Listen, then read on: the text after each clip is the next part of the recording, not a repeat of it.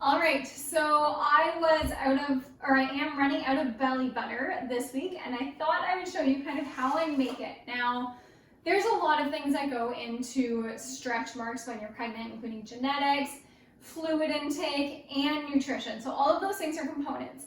I personally found that this particular recipe has helped me through both my other pregnancies, it's helping me right now, and it just helps basically grease up your skin so that it has an easier time stretching. But again, it's not the only thing that goes into whether or not you're gonna get stretch marks. It's just an additive to help. The thing is, a lot of the creams that you buy in the store are honestly just really freaking expensive, and I don't know if they work. Some of the ingredients I'm not sure of, and I just find it easier to make my own. So what you need here, now you're in the messy kitchen, I'm in the middle of Saturday chaos, so welcome to my life. But all you need is some shea butter, beeswax, almond oil or jojoba oil or apricot kernel oil. Again, those are interchangeable. Avocado oil, some essential oils, and that is it, okay? So what we're gonna do is we're just gonna start measuring and putting into this jar. This is my melting jar. So everything goes in and then we're gonna melt everything down. So we need 2 tablespoons of almond oil. So I really just want to do this so you realize how simple it is. Because I know sometimes it's overwhelming when you're starting as to how the hell to make your own products and what to use. Okay, so we have 2 tablespoons of almond oil. There's supposed to be another oil in there, and I can't remember what it is, apricot. So we're just going to go for another one of almond oil, okay? So normally I do 2 separate oils. I just didn't bring one down. Normally I'll do like 2 almond to 1 avocado or apricot. Again, oils are pretty interchangeable. Mine is coconut oil, so feel free to use what you have. 2 tablespoons of shea butter. So I just got a brand new shea butter here, and I'm just gonna dip this in and grab 2 nice big tablespoons. Now, one of the reasons that I love making body lotions and body butters is because even when you screw them up, they're still usable, if that makes sense. Okay, so don't be nervous to get started. So we have 2 tablespoons of shea butter, and that's gonna give it a really nice kind of creamy texture. We have 2 tablespoons of coconut oil, so bear with me while I grab the oil. Okay, so we need 2 tablespoons. Oh my gosh, this is my life right now, as I just put the lid of the shea butter on the jar that we're using. So, you know, let's go with pregnancy brain there. Okay, so I need 2 tablespoons of coconut oil. I'm just gonna use a butter knife to get this out so I'm not dipping shea butter in the coconut oil. And yes, we do have like the most ginormous jug ever. I actually rotate between, there's a couple that I buy. I love the Dr. Bronner's one, but I only get that when I throw in a well order. This one is just an organic, cold pressed, unrefined one that we actually grabbed from Costco, and it works really well. Okay, so 1 and 1 more. And the reason why coconut oil isn't interchangeable with, say, almond oil or apricot kernel oil is because it does solidify at room temperature, right? So that's going to change the consistency of your any body butter. So they're just, those ones aren't interchangeable. So 2 tablespoons of oil, and then we need 2 tablespoons of beeswax here. So just a fun hack, use the pellets, okay? Don't think that you are saving money by using big blocks. I did that, and I don't know if you've ever personally tried to cut your way through beeswax. It doesn't work, okay? You have to actually freeze it, place it in a baggie, smash it with a hammer.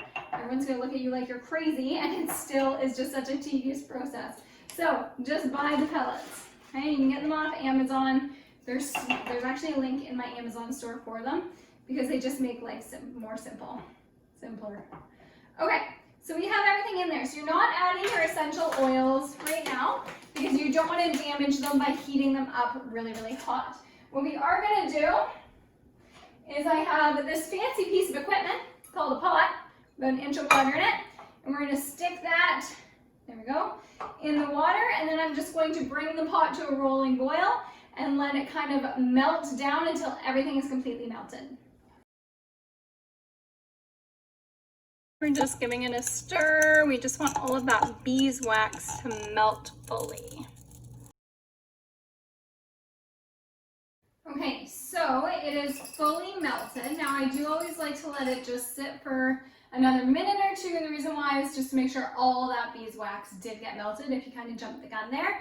And then we're just gonna give it a stir. So you do need jars. Now I reuse my jars, which is why you see a bunch of old lotion in them. This one is actually my belly butter jar, so like I said, I was getting a little bit low. So I'll pour some excess into there. The other reason you want it to sit, so we're gonna pull it out of the water. Again, just be careful, it is hot. We're gonna let it sit for a couple of minutes, and the reason why is because you don't want to burn your oils. So your oils shouldn't have a crazy high heat point there. Now, essential oils.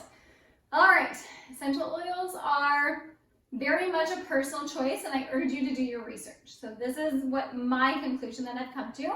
There are a couple of oils that I use in my belly butter and have for a while. I go with lavender, what do I have? I have lavender, lemon, helichrysum, and frankincense. Now, helichrysum has had studies both ways during pregnancy.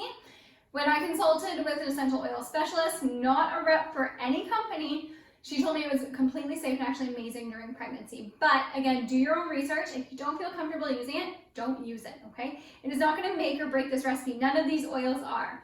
Now, when it comes to dilution, a lot of people just willy-nilly add oils in, and I used to totally do the same until I started learning more about just the safety of essential oils.